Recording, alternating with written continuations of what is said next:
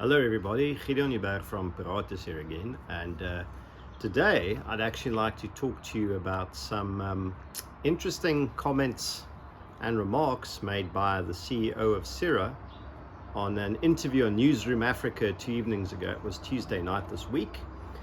Damien Ensland from the South African Gun Owners Association was interviewed first, and then when that part concluded, they had the CEO of PSIRA in studio.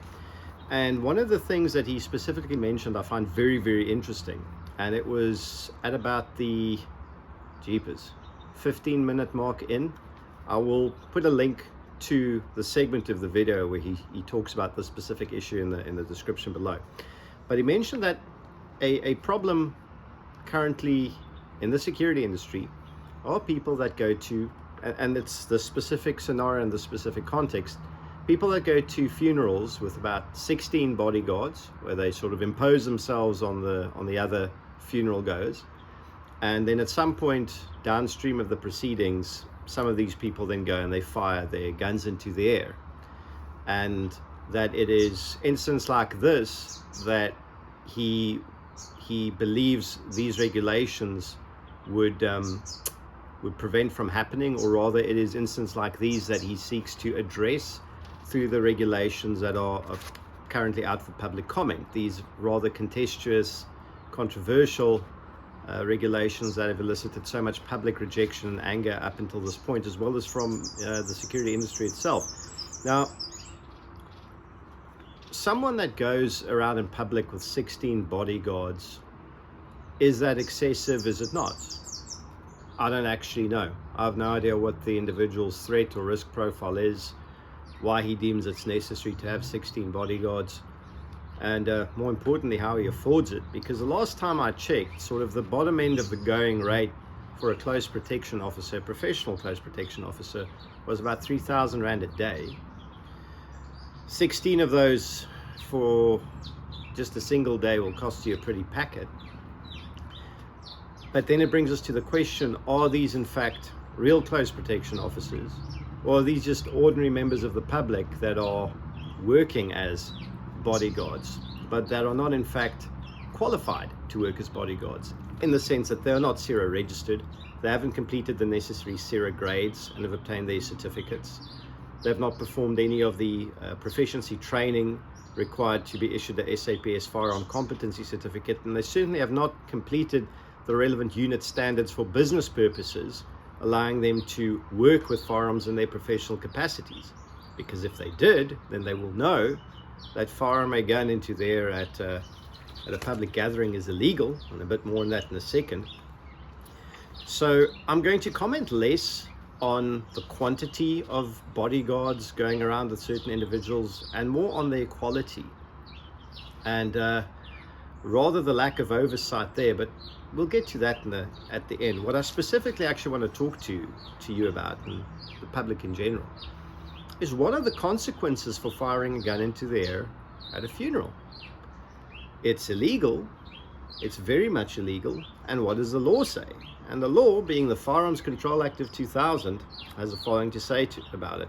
Chapter 16 of the FCA, titled Offences, Penalties and Administrative Fines.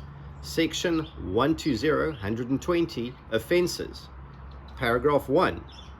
A person is guilty of an offence if he or she contravenes or fails to comply with any A. provision of this Act, B. condition of a license, permit or authorization issued or granted by or under this Act, or C. provision, direction or requirement of notice issued under this Act. Then further, Section 120, Paragraph C. It is an offence to B. discharge or otherwise handle a firearm, an antique firearm, or an air gun in a manner likely to injure or endanger the safety or property of any person, or with reckless disregard for the safety or property of any person. So that's certainly an offence, and I definitely think that applies to firing a gun at a funeral. And Paragraph 3C, have control of a loaded firearm, an antique firearm, or an air gun in circumstances where it creates a risk to the safety of property of any person, and not to take reasonable precautions to avoid danger. Furthermore, Section 120, Paragraph 7, It is an offense to discharge a firearm, an antique firearm, or an air gun in a built-up area or any public place without good reason to do so. A funeral being certainly at a public place, and depending upon where the cemetery is, may in fact also be in a built-up area. Both of these, or all three of these offenses, carry a 5-year prison sentence attached to them.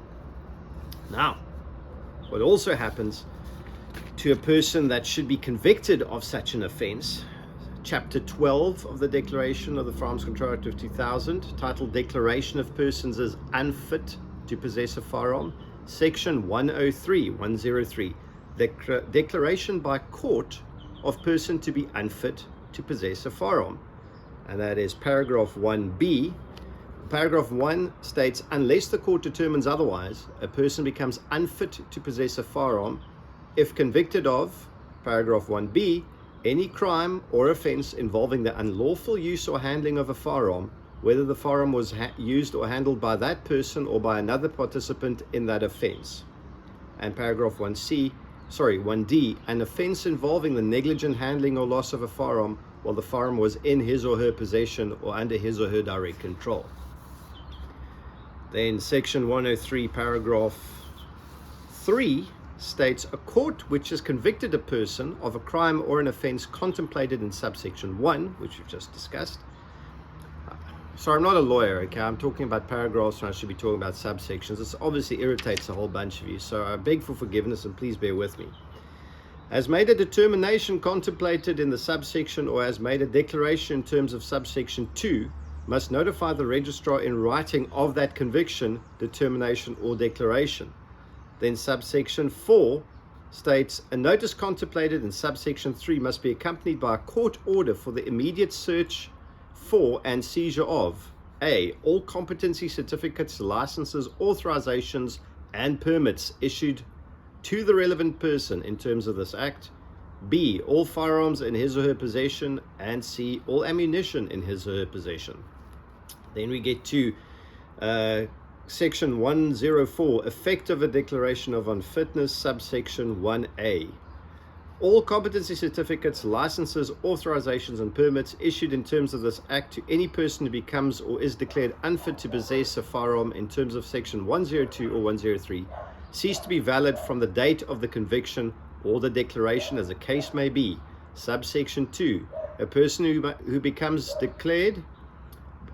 or is declared unfit to possess a firearm in terms of section 102 or 103 must within 24 hours surrender to the nearest police station all competency certificates, licenses, authorizations, and permits issued to him or her in terms of this act, B, all firearms in his or her possession, and C, all ammunition in his or her possession.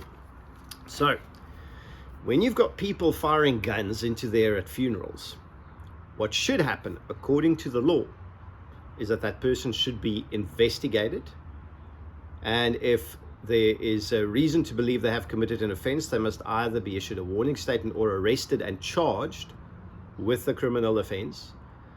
The investigation must continue and they must be prosecuted for that criminal offense in terms of this act, and they must be convicted in the terms of this act for committing that offense. They will then be declared unfit to possess a firearm.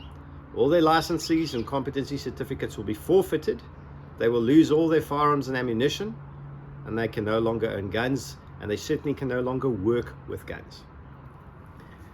That is what should happen to any person that fires a gun in there at a funeral. Our question being, does it happen? And if not, why not? Why is action not being taken against these rogue and criminal elements that are negligently and criminally endangering the lives and property of the public by behaving in a manner in direct contravention to the Firearms Control Act of 2000? And why are they getting away with it? And why does the CEO of PSIRA and possibly the Minister of Police deem additional regulation on an already over-regulated sector as the answer to a problem which originates almost 100% here in the non-enforcement of existing legislation, laws, and procedures and processes? I do not have an answer for that. I would hope that people in these positions as heads of government departments and government regulators are aware of the legislation that already exists and how it should apply. And in the event, if they are not, I hope that they swiftly become aware of this legislation and its impact, and that serious penetrating questions are going to be asked as to why it's not being acted upon.